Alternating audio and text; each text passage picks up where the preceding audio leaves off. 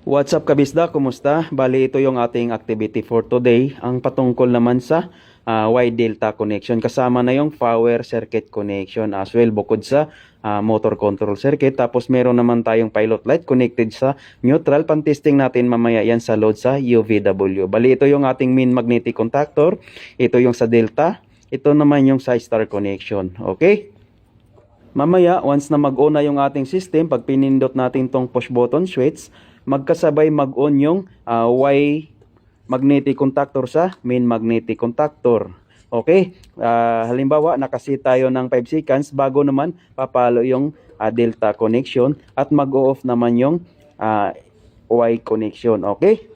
So, paano nga ba magsasalitan ang dalawang magnetic contactor na to? Paano ba yung function yan? Okay. Bali, yung delta connection natin, connected yan sa normally close on ng timer. Tapos yung star naman, connected sa normally open on ng timer. Kaya siya magsasalitan. Okay.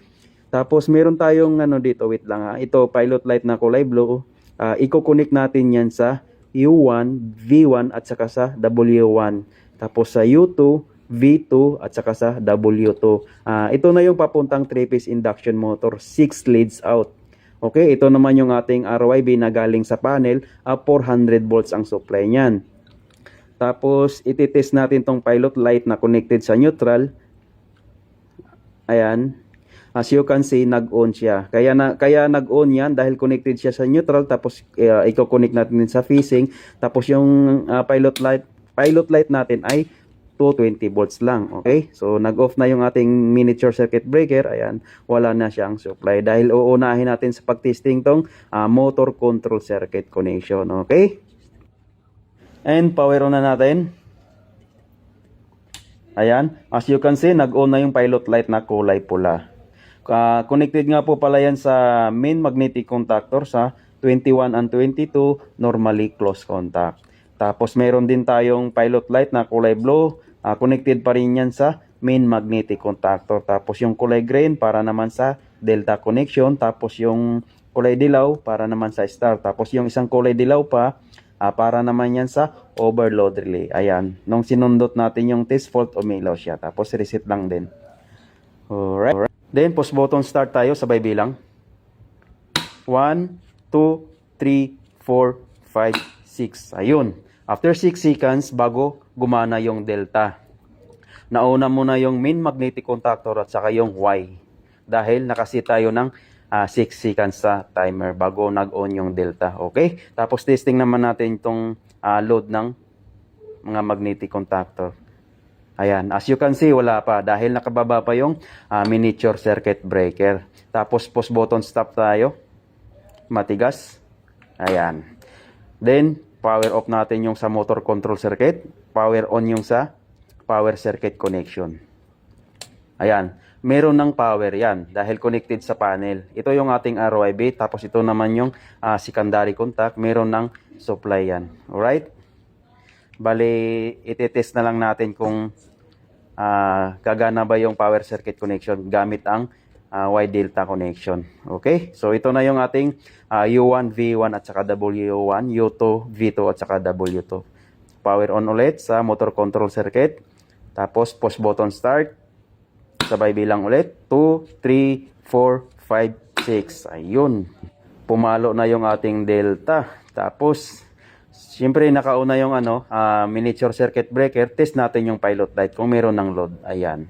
Ito yung sa U2, U1, V1, ito yung sa U2, V2 at saka W2. Ayan. So, meron ng supply yung ating power circuit connection. At ito naman yung ating mahiwagang notebook. Ito yung sinusundan natin tuwing magwa-wiring tayo. So, ano nga to tawag ito? 2010 pa kung hindi ako nagkakamali. Ganun na siya katagal.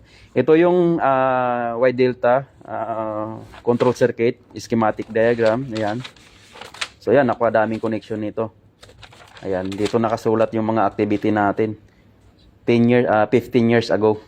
Ayan. Tapos ito naman yung sa power circuit connection, open transition yan. Ayan, power circuit connection sa Y delta. Ayun. Ayun, set aside muna natin. Tapos push button stop tayo para isang bagsakan pa. Stop. Then pause button, start ulit, sabay bilang. 1, 2, 3, 4, 5, 6. Ayun. Napakaganda. Okay.